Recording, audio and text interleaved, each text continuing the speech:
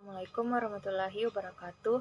Perkenalkan, nama saya Ade Anggreni, NIM 2001103. Perkenalkan, nama saya Jeffrey Martin, NIM 201099. Perkenalkan, nama saya Gabriela Manope, NIM 2001101. Perkenalkan, nama saya Flegon Mandik, NIM 2001-104. Perkenalkan, nama saya Matthew Christopher Prince Nintama, NIM 2001100. Nama Gabriel Sarimunga, NIM 2001-102. 1. Tunjukkan bahwa lintasan gerak peluru menyerupai parabola. Jawabannya, dua gambar tersebut yang ada di depan ini adalah contoh gambar dari lintasan peluru yang menyerupai parabola karena gerak peluru bentuknya setengah lingkaran dan yang kurva melengkung itu lintasan dari gerak peluru.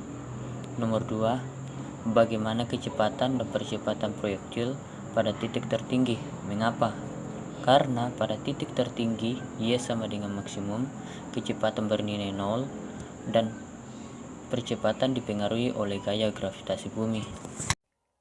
Abstrak telah dilakukan praktikum gerak peluru yang bertujuan untuk memahami dan mendeskripsikan gerak peluru dengan baik, memahami hubungan antara waktu peluru di udara, memahami hubungan antara kondisi awal dengan lintasan peluru, dan mengetahui apakah massa dan diameter peluru berpengaruh terhadap waktu dan range-nya.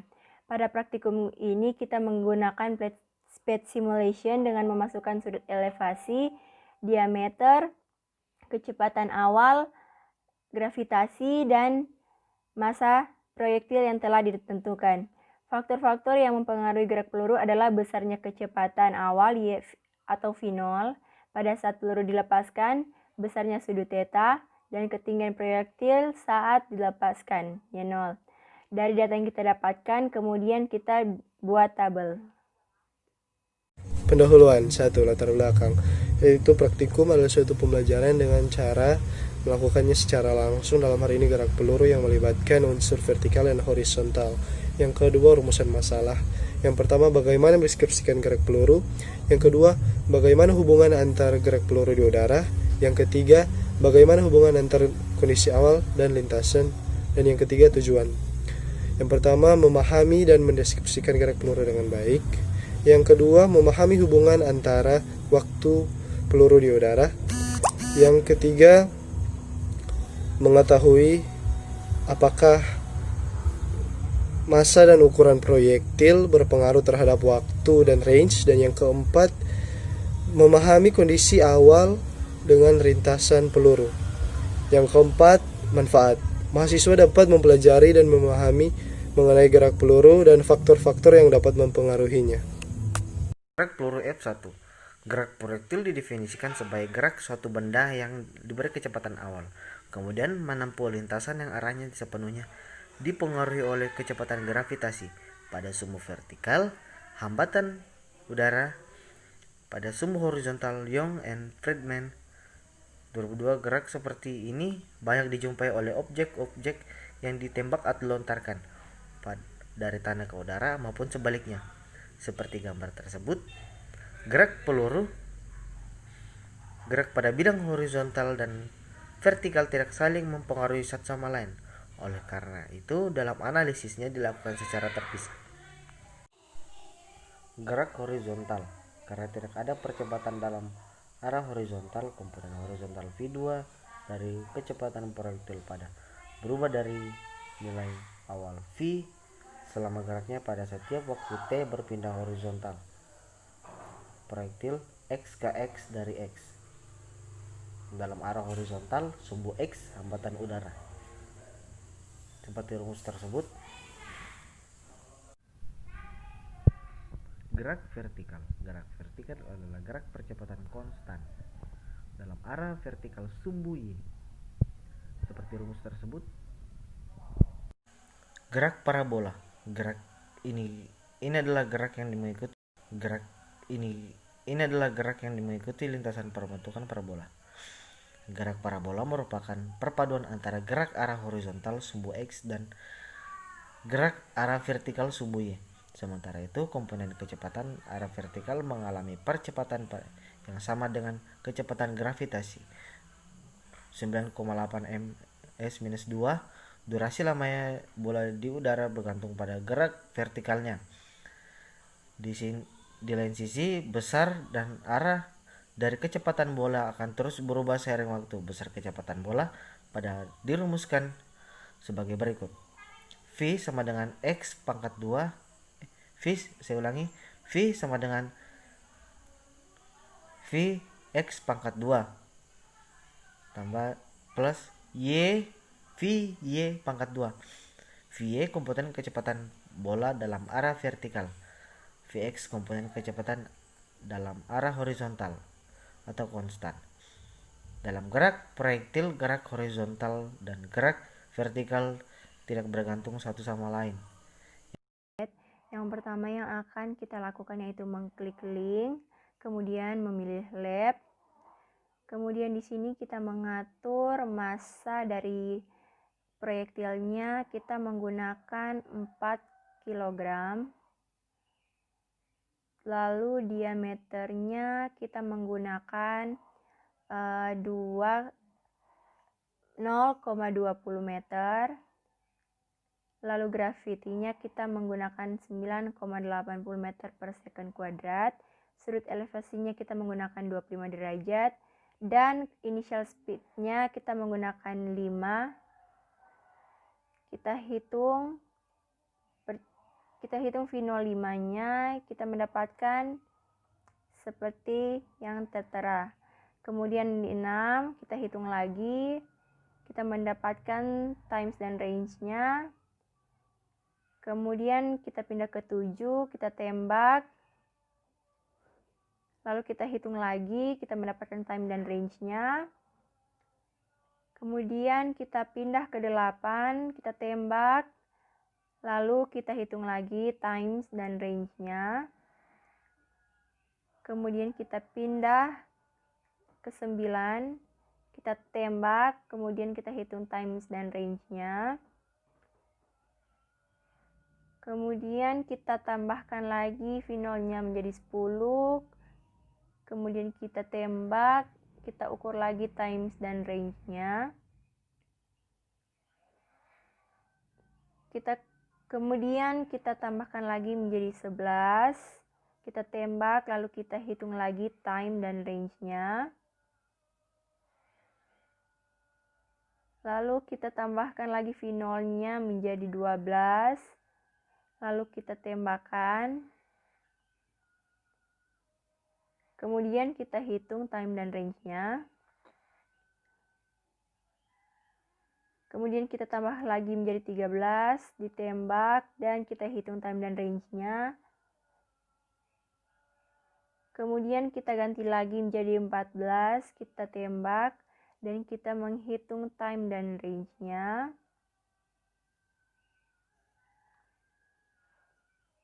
Kemudian kita tambah lagi 15, kemudian ditembak, dan kemudian kita akan menghitung time dan range-nya. Kemudian kita pindah lagi ke 16, lalu kita tembak, dan kemudian kita hitung time dan range-nya. Kemudian kita tambah lagi, V0-nya menjadi 17, kita tembak dan kita hitung time dan range-nya.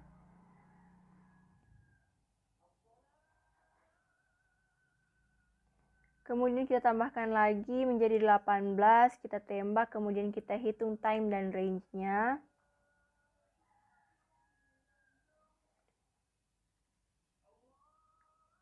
Kemudian kita ganti lagi, V0-nya menjadi 19, kita tembak. Lalu kita hitung lagi time dan range-nya.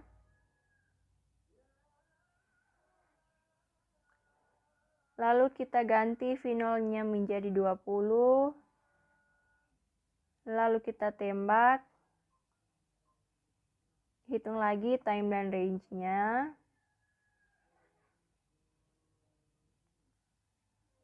Kemudian kita ganti lagi V0-nya menjadi 21, kita tembak lagi. kemudian kita hitung time dan range-nya.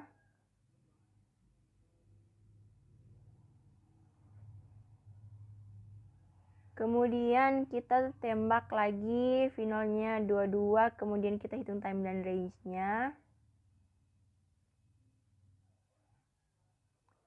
Kemudian kita tambahkan lagi V0-nya menjadi 23, kita tembakkan lagi, kemudian kita hitung time dan range-nya. Kemudian kita tambahkan lagi V0-nya, kita tembak, dan kemudian kita hitung lagi time dan range-nya.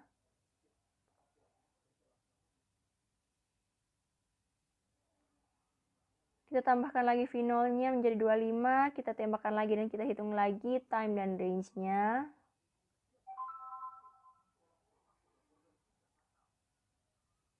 Kita ganti lagi V0-nya, kita tembakkan lagi, dan kita hitung lagi time dan range-nya.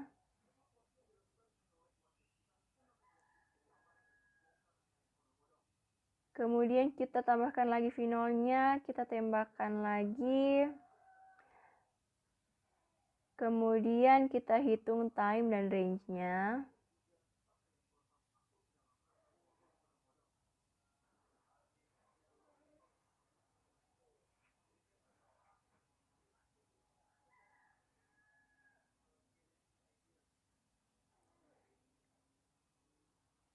Kemudian kita tambahkan lagi menjadi 28, kita tembak proyektilnya, kita hitung lagi time dan range-nya.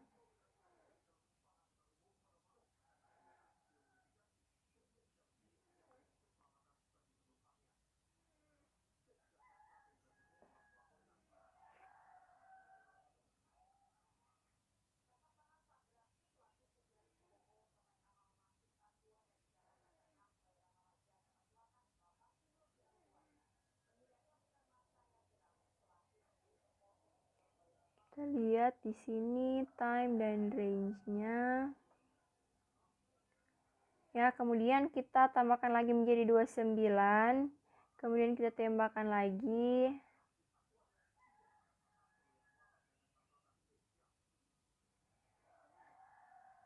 Kemudian hitung time dan range-nya. Dan yang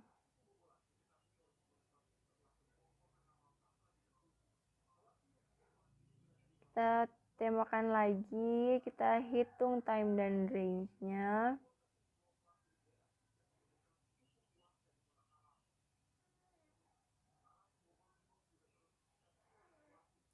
Kemudian yang terakhir V0-nya 30 meter per second, kita tembakkan lagi. Yang pertama itu kita ubah dulu sudut proyektil menjadi 25 derajat. Kemudian kita menggunakan kecepatan awalnya 20 meter per second. Setelah itu kita atur masanya dan diameternya juga kita atur. Setelah itu kita tembakkan. Kemudian kita ambil datanya, catat time dan range-nya.